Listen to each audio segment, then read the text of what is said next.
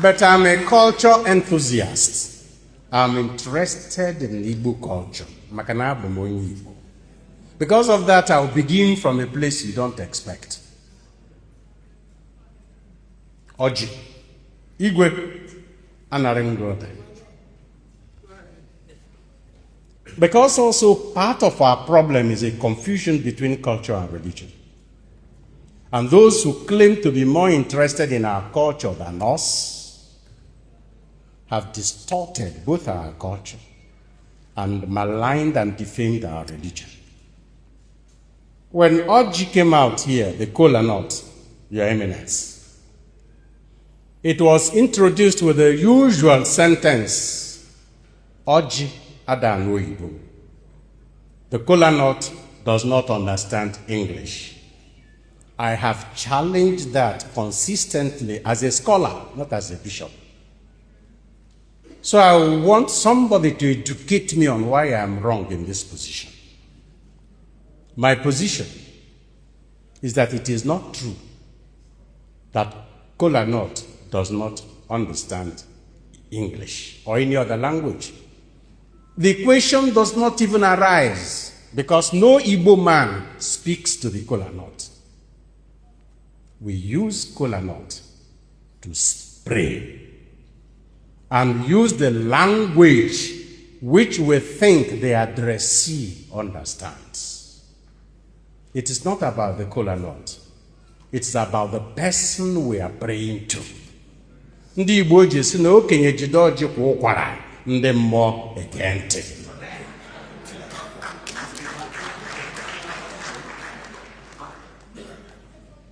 When we realize that those we addressed, our fathers addressed with Kolanut, were their ancestors. Because in Igbo land, at least my own part of Igbo land, there was no cultus of the Supreme Being. He was regarded as being too high to be approached directly.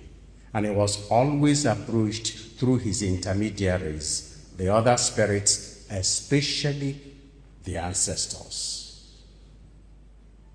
In Nsukka area, my own domain, we say the prayer with broken Kolanut. In some other areas, the prayer is said with the Kolanut low before it is broken. And when Igwe Agobozo, whom I respect, this man is a scholar and a forthright thinker. He was in the Esut Governing Council with me. When he took his own piece of Kolanut, and they said, Ojiga Kuseba, I said, no, it won't stop with me. It has to look for a Nike man. And he made a statement. Whose ancestors are in this land? Okudia. In my own place, breaking of Kolanut is a service entrusted to the youngest male. But the prayer over Kolanut is ritual, priestly ritual, entrusted to the eldest in the place.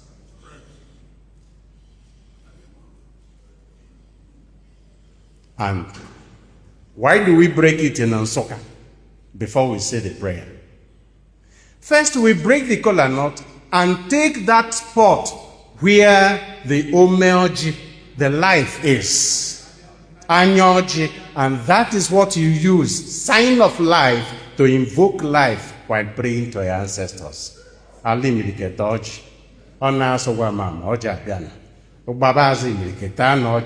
are addressing the land and the ancestors. The land in which those ancestors were buried. And the ancestors buried there. The only language the people knew, and the only language those ancestors understood, that is the language in which the prayer is said. It is not because of Oji, it is because of the subject of that prayer.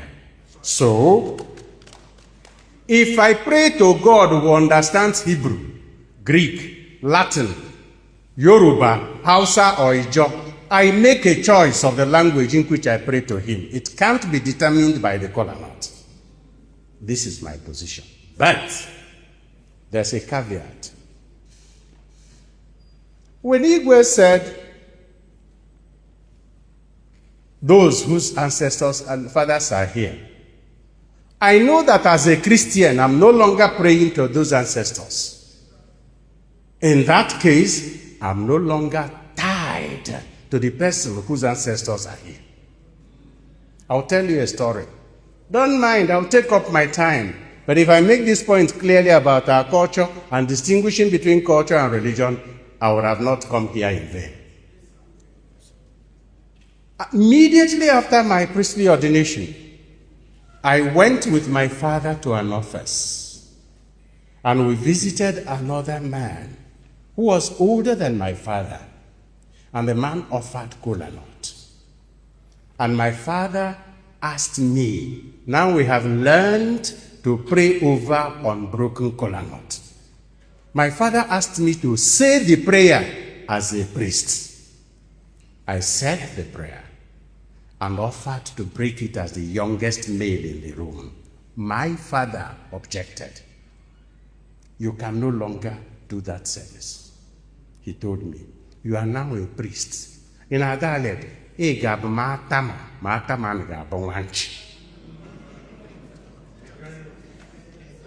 are now a priest, and as a priest of the Supreme Being, you can no longer offer this service reserved to the youngest. This is the type of thought we need to do in order to understand the dynamics of our culture, bearing in mind that by its very nature, culture is dynamic, it grows, as different from tradition, which is handed over from generation to generation. Tradition is the residue of culture, and both cannot be confused, because tradition, you make a choice about what you accept there and what you leave. But culture carries you along, and you just have to consciously live the culture. And I end on Kolanut saying, since the Kolanut ritual is a cultural ritual, and since language is the primary vehicle of any culture, and by that I mean, no human being thinks outside the languages he understands and speaks, because languages constitute the words in which our thoughts are formulated. So the primary vehicle of culture is language. So if Igbo people now say they will continue saying the prayer over Oji in Igbo, then I will understand that it is an aspect of the preservation of the cultural dynamics of Kolanut, not because Kolanut does not understand English. But totally just so.